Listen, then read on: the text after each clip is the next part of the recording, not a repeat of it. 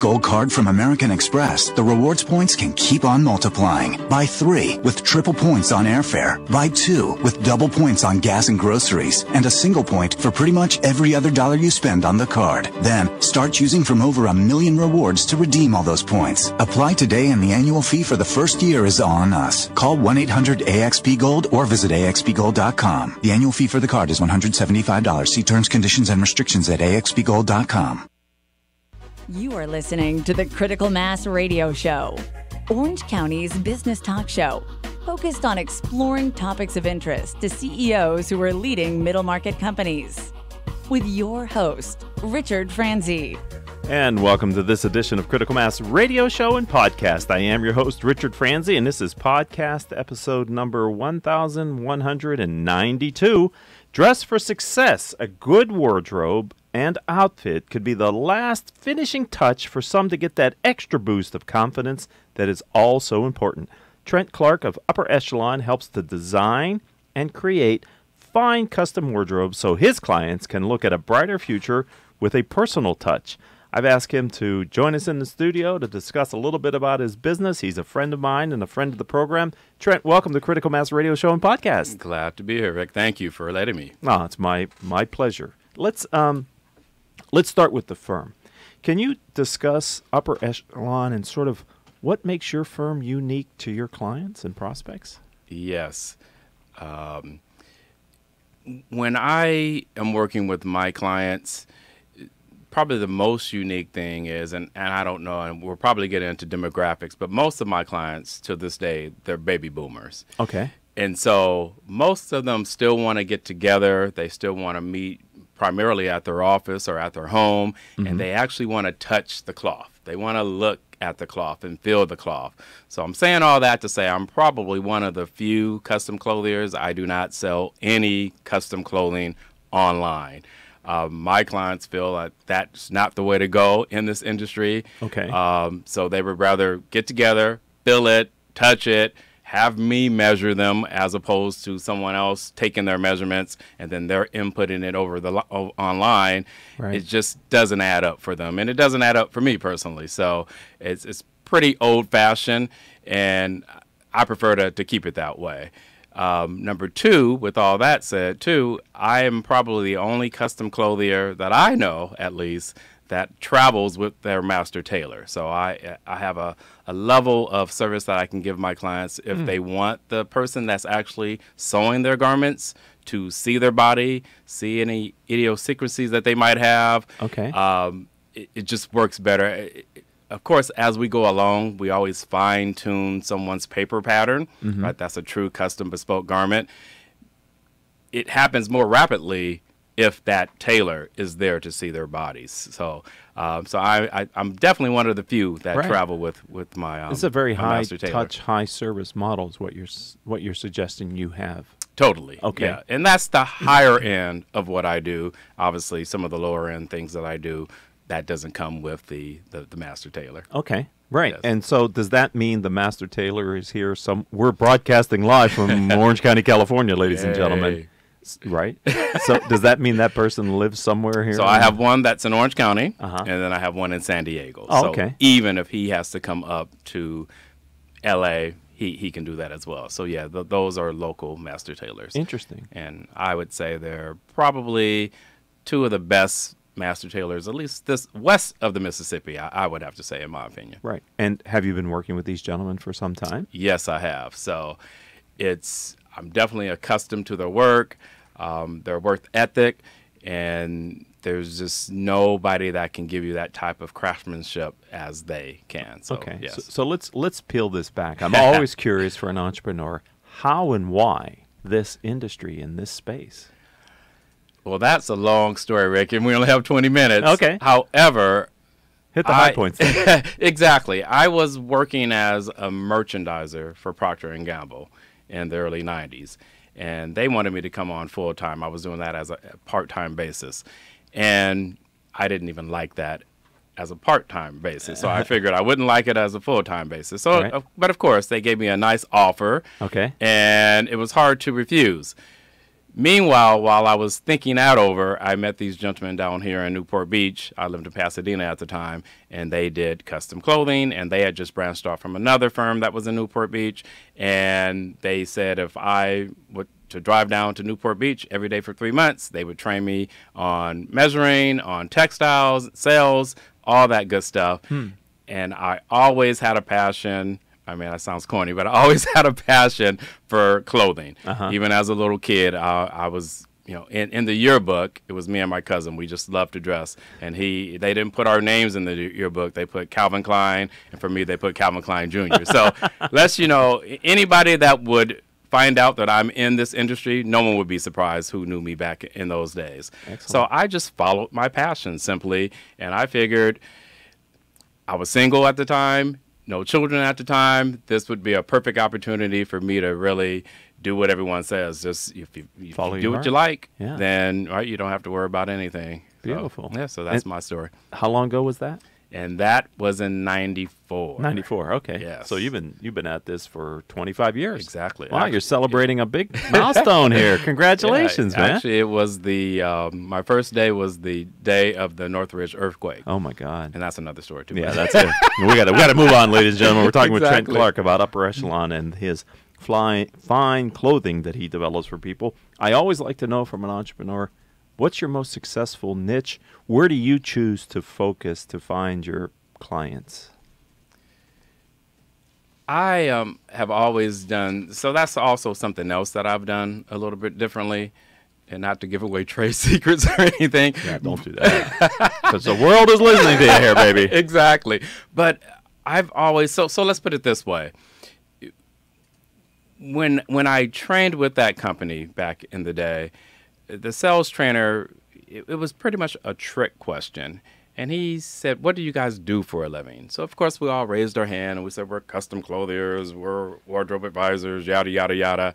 And he says, no, you're completely wrong. All you do all day is to introduce yourself to people all day long.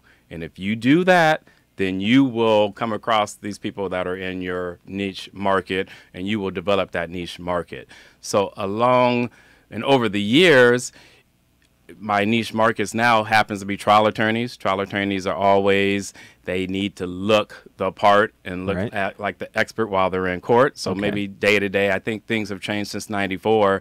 They used to dress in the office day to day. Now you would walk into most attorneys or law firms and they would be pretty casual. But in court, they understand they have to have that certain image and personal brand. So trial attorneys happen to be one. One that you know about would be the public speakers. So anyone, and some would say, well, a trial attorney is that as well. But public speakers, someone that's speaking on a stage that's in front of lots of individuals, and more often than not, that person's selling something. Right? There's something that they're selling, but when I have them step out onto the stage, I want everyone to think just by looking at them, they're definitely an expert, whatever they're going to be talking because they look the part. Because they look the part. Okay. And then, of course, they're going to justify that by the things that come out of their mouth. So they do the rest. I just kind of like warm up the audience for them. Right. And said, okay, yeah, this guy, he says he has a private jet. He says he has a yacht. But look at his clothing. Something's not adding up. Okay, so there's a disconnect then, right? Yeah, because a lot of the times, the guys, they are selling whatever they're selling on the stage, they're selling that through their lifestyle. Right. And they're promoting all these toys that they usually have. Interesting. And so, yeah, you're going to have to connect the dots. Okay. And so those are two identified, because you found that the idea of wearing the properly fitting clothes and looking the part is important to their brand positioning. Yes. Okay. Totally. And so it is a mindset. And that's one thing that I probably can't change from whatever niche market it is. That person has to have that mindset. Right. And they have to understand and know. And so I'm not here to sell anyone, believe it or not, that custom clothing is necessarily better than off-the-rack clothing, because a lot of times it's not, all depending on where you buy it from. Okay. So I've seen all day long when a gentleman can wear an off-the-rack suit, pair it with a nice shirt, nice tie, and they still look the part, right? So it doesn't have to be custom. So I am all in all, I am a wardrobe advisor, and I do do some off-the-rack garments that I offer as well. Well, that was a comprehensive discussion. I appreciate that. I'm wondering, we just talked about these platform speakers who have this perfect life that people want to emulate. I'm going to change the direction here, ladies and gentlemen, as you guys know that I do on Critical Mass Radio Show and Podcast. Can you think about a time in your career where you failed at something, and at the time that was an important thing to you to try to get it done, but you had a failure, maybe a setback? And if you have a time like that, Trent, can you share it with our audience? And what I'm equally interested in is, what was the lesson that you learned from that experience? Yeah, this one would be more what I've learned working with a particular client. Because a lot of times, especially starting in this business, I have the ideas and I have my idea of what the client should look like in the clothing. Okay. And so I took that attitude in to see a client, and he was fighting it all the way, saying, Trent, I don't want to do that. I'm set in my ways. I like this. I like this. Don't change it. And I'm not going to say his name on the air, but I'm like, no, you're doing it all wrong. We got to do this. We have to do that. And believe me, you're going to love it. So 6 to 8 weeks later, when the garments are completed, I brought it back. We did the fitting. He put it on. And guess what he said? Trent, I don't like it. Wow. I told you what I wanted. Right. And if you don't give me what I want, I'm going to go somewhere else and get it. And guess what? He's still a client to this day, but I give him what he wants. So the lesson that I learned through all that is I kind of have to be a chameleon, right? Every client has different ideals of what they look good in. Okay. Do they want pleats? Do they want flat fronts? Do they want peak lapels, notch lapels? So I have to be able to, ultimately, that's a way that I really get business, is from someone sees my client in the garment, someone will say, hey, Rick, where did you get that suit from? Where did you get that shirt from? Right. So I still have to do myself justice, but all in all, I have to give my clients what they want. And so that's the lessons that I learned through that. And that was, it didn't cost me, but it could have been a big mistake, me trying to, tell him what to wear. Yeah, you could have lost a good long-term client. Exactly. Don't want that, do we, Trent? We do not want that. So while you were answering that question, it kind of fired off in my mind a separate question, which I'd like to follow up on, which is how fashion trend dependent is your consulting versus what you do? You know what I mean? Are you having? Yeah, no. So that's probably another thing that will differentiate me from most, because through that I've learned that, so let's say right now, so pleats are not in, correct? Correct. All right, pleats aren't. As far as I know. Allegedly, they're not in. Let me look. I mean, I have on a... No, they're not. I have on a single pleat right now, but they're not in. All in all, if you go to buy a suit off the rack somewhere, you probably will not find pleats. So what I try to do with my clients, once again, I give them what they want. I'm thinking of one client in particular, and he loves quad pleats, 4 of them. Wow. And no way is he going to find that anywhere. So, of course, we tried the flat fronts. Mm-hmm. He didn't like it. We tried a single pleat. He didn't like it. Trent, I don't care. Give me my quad pleats. That's what I feel comfortable in. So I tend to be the one to, I want to put my clients in something that's classic.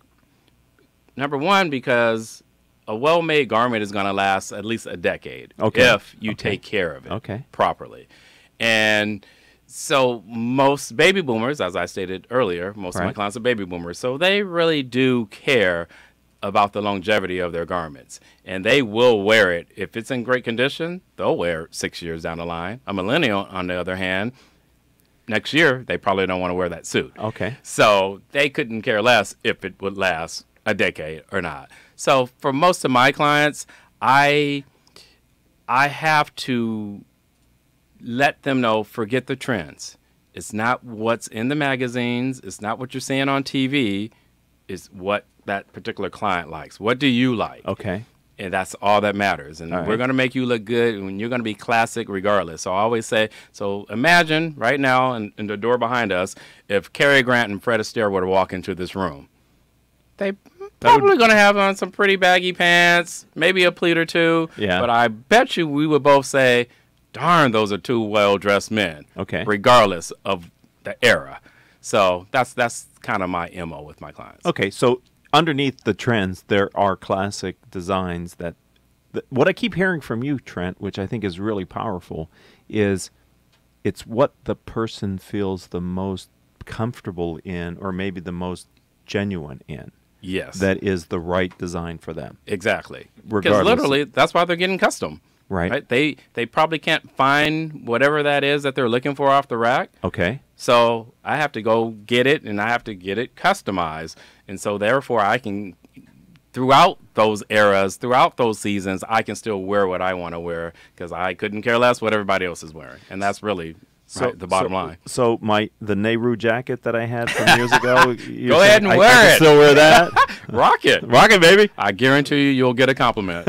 From somebody. From somebody. Somebody. Yes, well, we won't go into that. All right. We're talking with Trent Clark, and we're talking about his consulting business. You're really a consultant, yes. right? And totally. I'm not a tailor by any means. Right. You wouldn't want to see me sew anything. No, I don't think I do. Can you think about a time when you had a strategic decision? So we went from kind of a failure to an unintended consequence. Something that happened that surprised you, that wasn't intended. Maybe it was positive, maybe it wasn't. But can you think about a recent time that this happened? one was not positive. Didn't end well. Okay. If it didn't end terribly, but it didn't end the way that I anticipated. Okay. So there's, how can I put this? So, of course, over the years, I wanted to hire some reps to go out and sell for me. And a lot of times you would see beautiful young ladies going out selling custom clothing to men. Makes sense. Which, exactly, not a bad idea. So I said, that. you know what? I'm going to give that a shot. So found a young lady, attractive, and trained her, right? Took the time to train her, got her the swatch books and everything that she needed to go out and to measure, and said, okay, go out and find yourself some clients. And she was kind of a type of young lady. She liked to mix and go out. So she had no problem meeting people. But for whatever reason, she could not make a sale. Right? She got the appointments, but she could never make the sale. And so that strategy, that business model just did not work for me, right. or at least I should say for her. It just didn't work. And I really was pretty excited about that and thought it would bring in all this business, and it just did not. And so you just never know. As entrepreneurs, we try different things, right? Yes. And the only thing we have is our time. And so the question is, how much time do we spend at these initiatives? Regardless of how excited we are, we have to be careful, because once that time is expended, you can't get it back. Can't get it back. Right. And that's one of the things in this industry. When we train the reps to work for us, we're always training our competition.